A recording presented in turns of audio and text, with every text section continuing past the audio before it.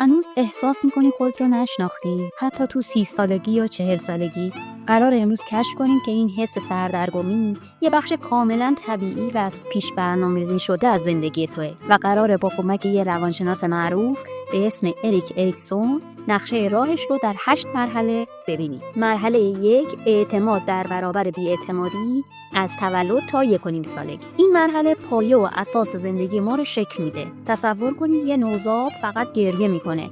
اگر مادر یا مراقبش به موقع نیازش رو برطرف کنه، یه حس اعتماد عمیق به دنیا در وجودش شکل میگیره. ولی اگر بی‌اعتنایی بهش بشه، حس بی‌اعتمادی میمونه. اینجا اولین بحران رو پشت سر میذاریم. آیا دنیا جای امنی هست یا نه؟ درست مثل وقتی که ما تو رابطه هامون میترسیم به کسی اعتماد کنیم. شاید ریشش همون تجربیات اولیه زندگی باشه. مرحله 2 خودمختاری در برابر شرم و تردید. 1.5 تا 3 سالگی. این همون دوره 2 سالهای وحشتناکه. بچه راه میفته، میخواد خودش غذا بخوره، لباسش رو خودش انتخاب کنه. اگه بهش اجازه بدن و تشویقش کنن، حس خودمختاری و استقلال پیدا میکنه. اما اگه مدام بهش نه بگن و کاراش رو مسخره کنن، شرم و تردید در وجودش جا خوش میکنه. اعتماد به نفس یا کمرویی ما بزرگترها میتونه ریشه در همون سالهای اولیه زندگیمون داشته باشه. اما زندگی ادامه داره. حالا نوبت مهد کودک و مدرسه است. مرحله 3 ابتکار در برابر احساس گناه. 3 تا 5 سالگی. کودک پر از سوال و خلاقیت میشه. چرا آسمون آبیه؟ این چیه؟ اون چیه؟ نقش بازی میکنه و داستان میسازه. اگه به این کنجکاوی و خلاقیتش بها بدیم، ابتکار عمل رو یاد میگیره. اما اگر به خاطر سوال پرسیدن یا شیطنت‌های کودکانه سرزنش و تنبیه بشه، احساس گناه بیجا در وجودش ریشه میزنه. مرحله 4 سازندگی در برابر احساس حقارت. 6 تا 12 سالگی. این مرحله مدرسه است.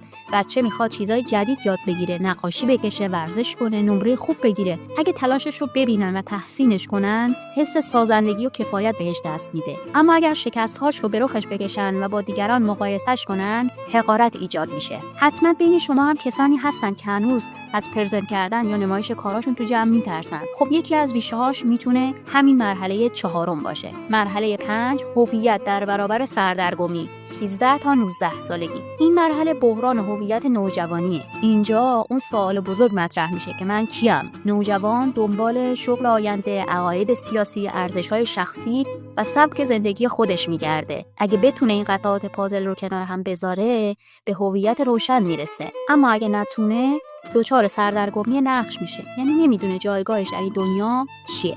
البته که داستان به اینجا ختم نمیشه و بحران‌های بزرگتری در راهن. مرحله 6 صمیمیت در برابر انزوا. 20 تا 40 سالگی. حالا که هویت خودمون رو تا حدی شناختیم، نوبت به ساختن رابطه میرسه. عشق، دوستی صمیمی، شراکت و مواردی از این دست. اریکسون میگه اگه نتونیم این صمیمیت رو ایجاد کنیم، ممکنه به انزوا و تنهایی دچار بشیم. بحران اینجا ترس از آسیب دیدن یا از دست دادن خودمون در یه رابطه است. مرحله 7 زایندگی در برابر رکود. 40 تا 65 سالگی. بحران معروف میانسالی. اینجا سوال اینه: آیا من چیزی برای دادن به نسل‌های بعدی دارم؟ زایندگی فقط به معنای بچه‌دار شدن نیست، به معنای آموزش، راهنمایی، خلق اثر و مراقبت از دنیای اطراف هم هست. اگر حس کنیم داریم درجا میزنیم و تأثیری نداریم، به احساس رکود و بی‌حاصلی دچار میشیم. مثلا کسی که تو شغلش به نقطه اوج رسیده و حالا به فکر مربیگری و تربیت نیروهای جوان‌تره، داره این مرحله رو به سلامت پشت سر می‌گذاره. مرحله 8 یک پارچگی در برابر ناامیدی.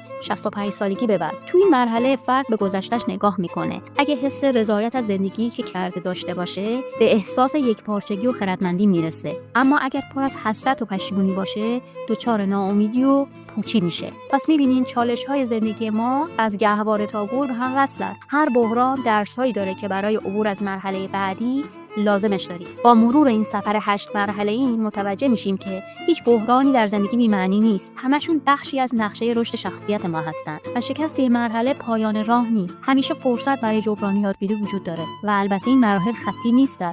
ممکنه ما تو سن 40 سالگی هنوز درگیر چالش‌های اعتماد یا هویت باشیم و این طبیعی هست.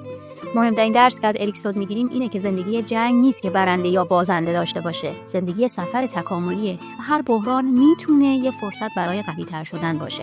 امیدوارم این ویدیو کوتاه براتون مفید بوده باشه. اگه دوست دارین ویدیوهای بیشتری تو این حوزه ببینیم، لایک و سابسکرایب کنید.